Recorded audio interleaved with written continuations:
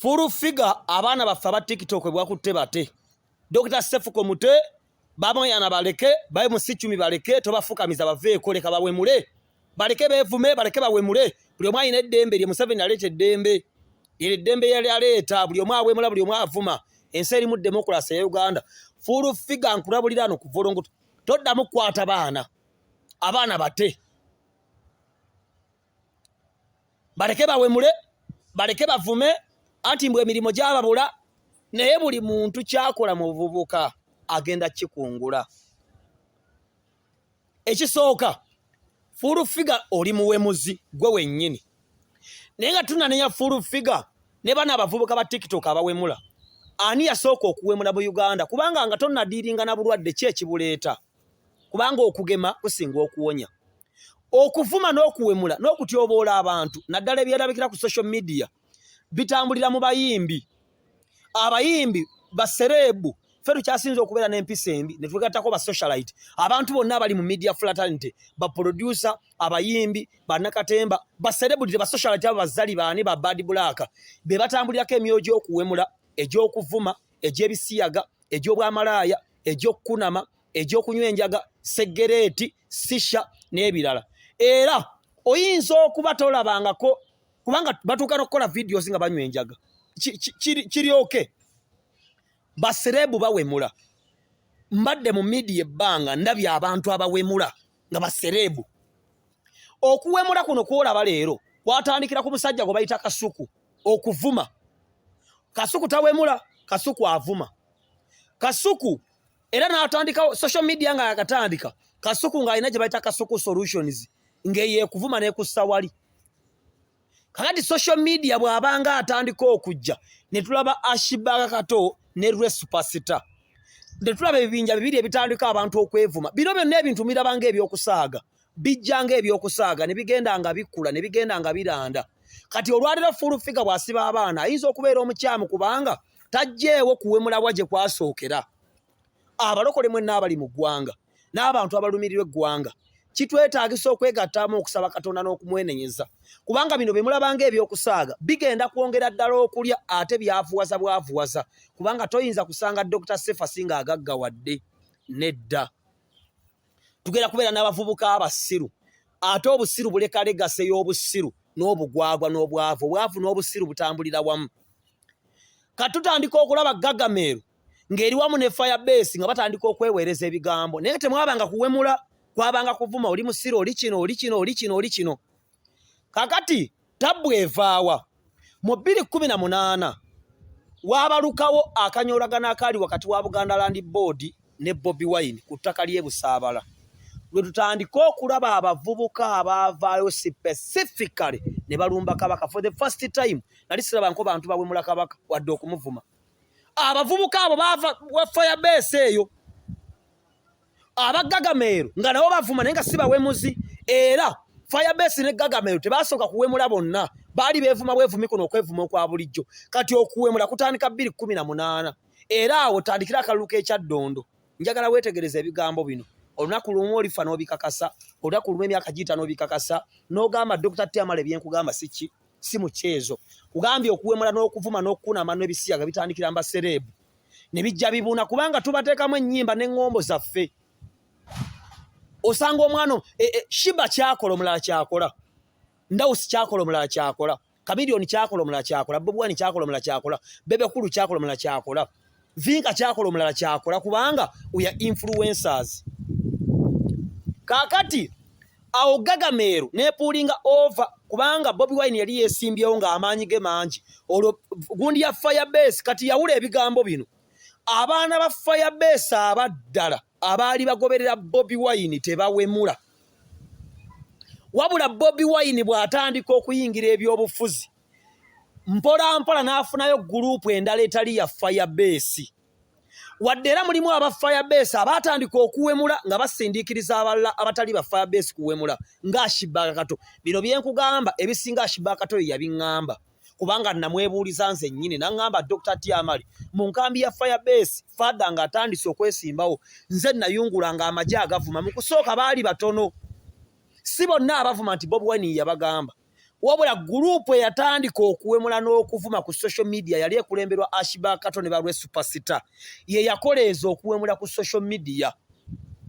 Tutambudde Bobi Wine wayingira ebyobufuzi amaze okuyingira mu parliament twandise okulaba okulwana mu parliament akacyankala n'obazaake banyanzi bavuddeyo basegirinya tugenza okulaba bano basewungu bano abebweru oyo sima Patricia Sewungu gurupu zebweru ziyimuse twabe sima ba Simpson Bossi twabe bakapalaga kapalago yasinkako abantu ne banvuma ne bakulietinga gurupu ya kunvuma 2018 kakati we tulabira Fullfigure. Olo gurupu ya Gagameru esirise bagisinga amaanyi bafuma bebe kuru yekka olo nga people power ya amaanyi olo Gagameru Firebase abaana bali bagala Bobi Wine ng'omuyimbi bagenda okulaba basinga ng'ebyobufuzi tebajja bisobola nga birimo okwata birimo okwevuma ne batandika pulling off bino ebintu biri nkiddamu byanjawulo Gagameru manya Firebase ne people power bigambo bibiri byanjawulo wadde waliwo abali mu Firebase abayingira people power n'okuwemula kwabwe abamu baavaayo nga Ashibakato abalala baasigalayo nga Bobi yanga baani nina abaana bemanya abali mu Firebase nga nati Bobi Wine bakyamwagala nenge ebyo baabivaamu. Kaakati tutandika okulaba Fullfigure ne tutandika okulaba the fullness of okuwemula okuvuma buli muntu. Baavuma Rema, baavuma Vinka, baavuma Bebekulu, baavuma Katikkiro, baavuma Sepiriano oli omugenzi yafa Archbishop, baavuma Kabaka, baavuma buli muntu. Dr. Tiwe nnyingiriramu ne balowooza banammalawo nze siggwaawo. Kati Fullfigure ne basteera Nyanzi ne bafuuka abazira ne bazaake nga bavaayo ne boogere banne Nyanzi n'alyoka awemula nti wa people power. Ne tulaba ebibinja n'ebikuukulu by'abantu ababeera ebweru w'eggwanga abantu abawemula abakazi abakulu ne batandika mu boba people power ne batandika ate Lumbuye nga akola ebintu bye nga tawemula wadde ayogera ebigambo ebitayisika mu kamera ebiswaza. Kati olunaku lwa leero kino njagala nkibagambe abaana bonna be mulaba olwaleero okuwemula kwolaba kino nkikugamba kiwuliriza oba oyagala oba toyagala kubanga mbadde mu media emyaka 10 omuntu omu yateekamu abantu abalala amaanyi yakumamu omuliro olwa saddaaka gy'akola okusinzira ku Katonda we. Okuvuma n'okuwemula kwonna kwolaba kutuula ku musajja gwe bayita Kyagulanyi Ssentamu kubanga abayimbi be batuulako eddogo era nakola vidiyo edda ne mbagamba nti bwe munaalaba nga abayimbi bayingidde politics n'amakanisa g'abalokole gagenda kwekweka era ojja kwekanga nga abantu bangi abandyagadde okuvaayo okwogera ku baana naye omusinda abaana gwe bawemulira bayina saava oba genereeta ebasindikamu okuwemula okwo esibuka magere.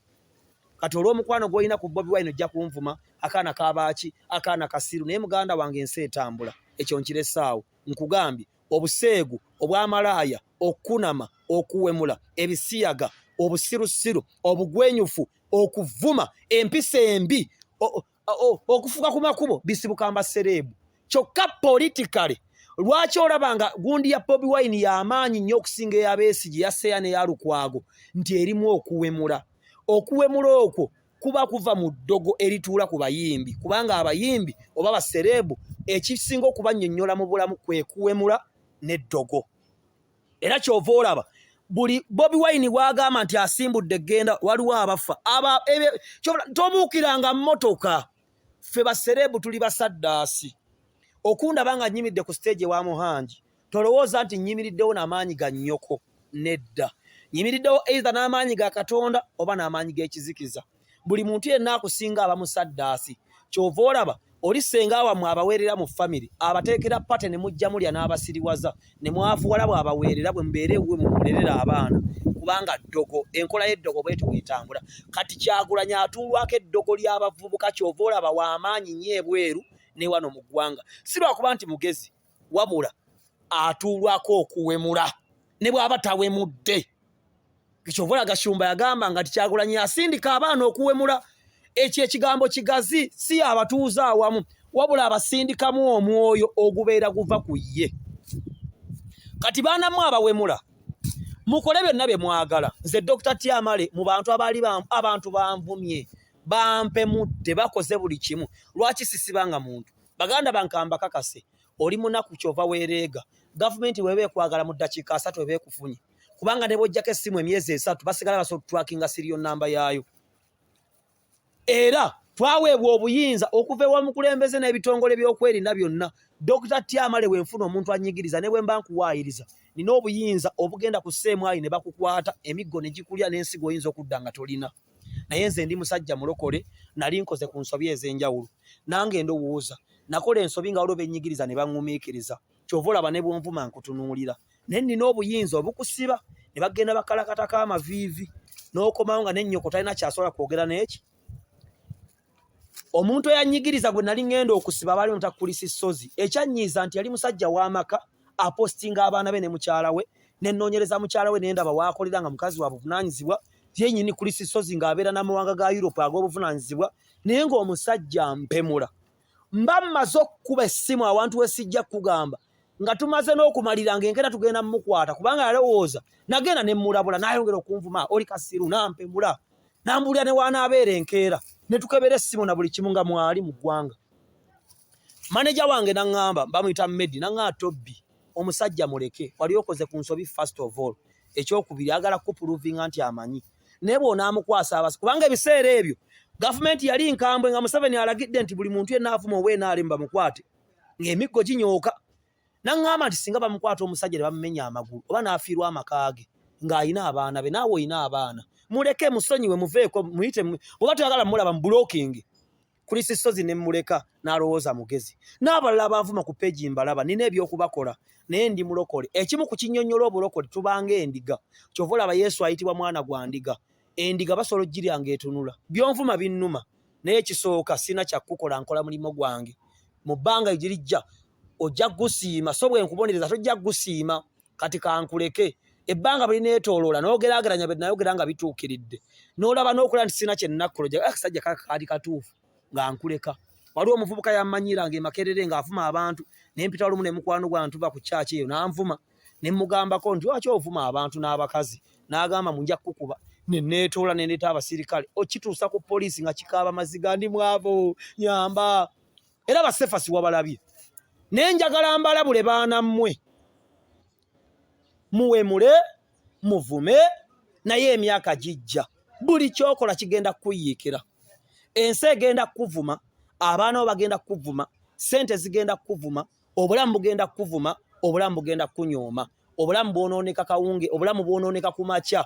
mu buto bwaffe wajje wakulira nnyoko n'ekitaawo eggwanga lyo ekirala wajje osomedde ebyo bye bizimba gwe tulaba leero kati obulamu mu ttuntu lyalo in the afternoon of life byokolerawo bikulu in the evening bijja kugasa Museveni ali mu evening ya bulamu bwe abavubuka tuli mu afternoon abamu tuli mu morning tweyambisa obulamu bwaffe okuvuma abalala gwe bikole byonna kubanga oyina akamwa oyina eddembe n'essimu yo n'eddata gwamwegulira naye waliwo Katonda anootinga buli kyokola ojja kukola sente zikuvume wasa omukazi akuvume abaana bakuvume Fullfigure be bamu ku bawemuzi naate Fullfigure maama obutamanya tebukugisaako musango tulina mu ggwanga abakazi abawemuzi ba maama kuliko Donizera kuliko Fullfigure kuliko bano abeebweru babbaka nansa kuliko bano basimanya litakagwa kuliko waliwo omukazi omukadde awatera okubeera ku social media awemula okufa bonna ba maama kuliko Stella Nyanzi bonna ba maama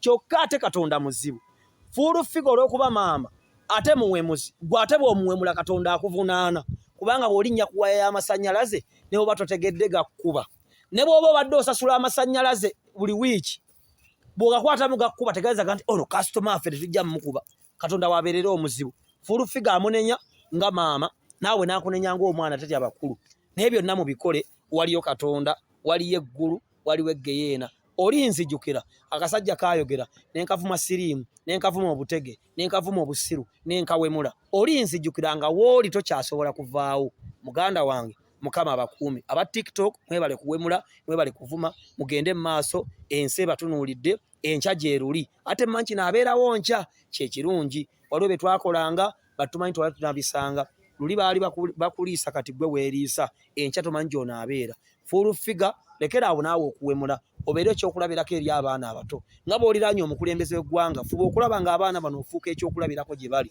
si kubawemulanga. Bobi Wine abavubuka naawe bagambe baleme okuwemula.